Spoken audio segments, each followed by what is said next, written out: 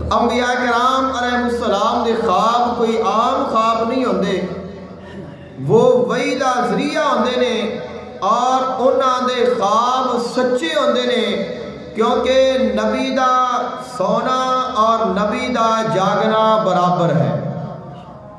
چاہے نبی ستا ہوئے چاہے نبی جاگدا ہوئے، وہ جاگدا ہی ہوتا ہے۔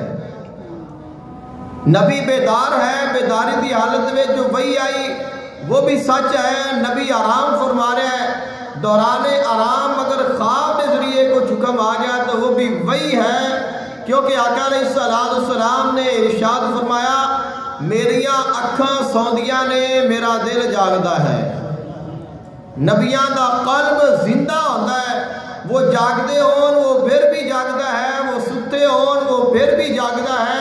اللہ تعالیٰ دے نال جو نبی دا تعلق اور ربط اور واسطہ پیار محبت اور جو قرب ہوتا ہے وہ کسے لمحے ختم نہیں ہوتا۔